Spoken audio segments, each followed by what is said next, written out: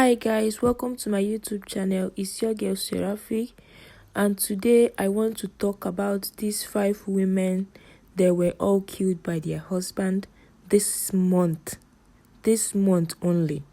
I'm not talking about this year, I'm talking about this month.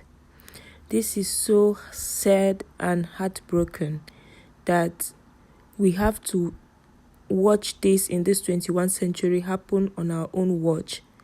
Only in this April, these 5 women were all killed by their husbands. I'm so sad. Like Osinachi own was an eye-opener that started really making people talking about this, because she's a gospel singer. Everyone knows about her because she's popular. All these other women, we did not hear too much about it because they are not celebrity, they are not gospel singer, but they were all killed this April by their husbands. So this is really sad. I want to talk about this. I cannot keep quiet. This is really heartbroken. This could be your sister. This could be my sister. So we should start encouraging women to come out from a marriage that is not working. You can stay far away and be praying for your husband for him to change, but you must not stay with your abuser under the same roof and be praying. It doesn't work like that. It doesn't work like that. I know we are Christians. We believe in marriage. We should stay put in our marriage and make it work. But if it comes to domestic violence, I think we should really not just close our eyes, but open our eyes also to use our logical brain. If God wants us to be mumu and be not have sense and be blindly in love, he wouldn't give us brain. He gave us brain so that we can make decision when we are in danger, so we can make the decision and move out from danger. So these 5 women, they were all killed by their husband. If they had separated, maybe they would still be alive today. So because religion frowns so much on separation, they join it together. Once you are separated with your husband, that means you are also divorced with your husband. But separation is totally different from divorce. You can separate for your husband, stay far away and be praying for him. God might make him change, but you don't have to be stay in the same roof with your abuser. No, it's not acceptable. It's not acceptable. Everyone is blaming Osinachi. Why did you stay? I just watched the hypocrisy of people asking her why she stayed, as if we don't know that if she did not stay, no church will be calling her to come and sing in their church. They will now start tagging her divorcee just because she's no longer with her husband. The stigma, especially in Africa, in Nigeria to be precise, because that's where I come from, that's where I know, the stigma that a woman is not living with her husband is so strong that people die in such situation that we are talking about today, just not to face this stigma. But I will tell you all, I tell all my sister, even myself, my life comes first. Regardless of how I love God, regardless of how religious I am, my life comes first. Anything that is a threat to my life, I don't care. I chose my life over any other thing in this life. My life comes first. And I also say the same to my siblings. Your life comes first. You can stay in a separate house and be praying for your husband. You must not be with your abuser and be praying for them. No, you can separate yourself from them and be praying for them. Once a situation starts becoming abusive, you have to stay away from your abuser. You don't stay with your abuser and be praying for them. You stay far away from them and be praying for them. So everyone is now saying, why didn't she leave? Why didn't she leave? The stigma she will face by people is what even her own sisters confirmed that they asked her to come back. But the stigma she will face made her to stay. So when she's dead now, everybody is talking.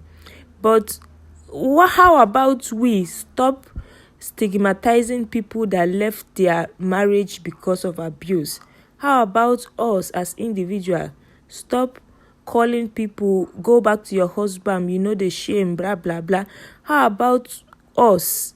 Stop stigmatizing people when they run for their life. We are the cause of why women stay in abusive marriage. We are, you that is listening to this my voice, we all are the cause of it. Because if we do not stop stigmatizing people that left abusive situation, abusive marriage, if we don't stop stigmatizing them, such cases will continue to happen. People will continue to stay in abusive marriage just so that they don't get stigmatized. Just so that people don't call them wayward. People don't call them shameless. Go back to your husband's house. So people don't say these things to them. They stay and die there.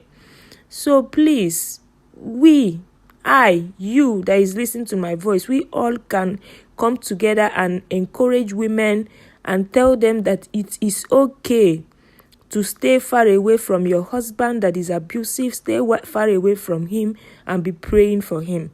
You don't have to be under the same roof with him and be praying. No, you can choose your life first, because it's if you are alive, that is when your prayer will be answered.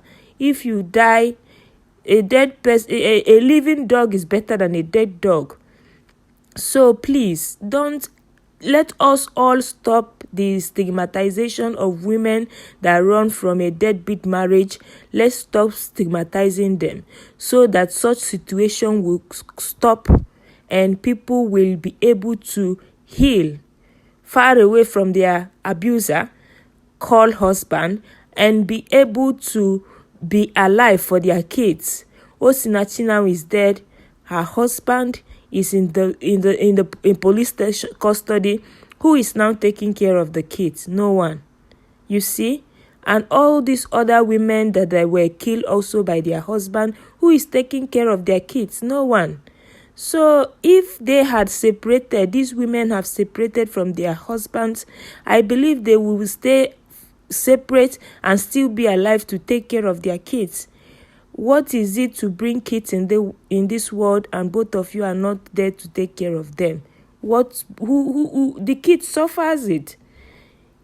I cannot even imagine like growing up without my parents. I can't even imagine that. So this is what these kids now are going to face now, growing up without father and mother. Does it worth it?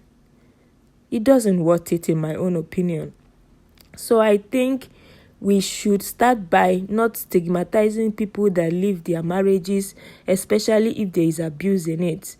We should stop this stigmatization. We as a church should stop stigmatizing women that left their abusive home. I know also men are abused, don't come for me, but the thing is that 90% of the time is women that are abused. Like these 5 women now that you are seeing their pictures. These 5 women died this April. They were all killed by their husbands. These 5 women were all, and it's not like they are illiterate, or when I hear of these things, I used to think that maybe it's because they are poor, they are illiterate, they do not know better. These 5 women, they know better. These 5 women are educated. In fact, these 5 women are the breadwinners of their family. This one with the blue, the first picture, she's the breadwinner. She's even the one sponsoring their wedding.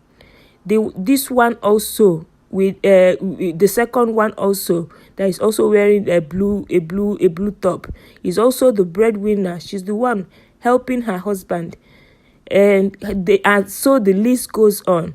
Osinachi is also the breadwinner, because according to all the reports that we got, everyone is saying that the husband has no work. So she's the singer, she's the one making money, she's the one bringing money to the family. She's the one that is educated. Her husband is not educated, according to the reports that we got. So it's not like all these women, they don't know that they should leave.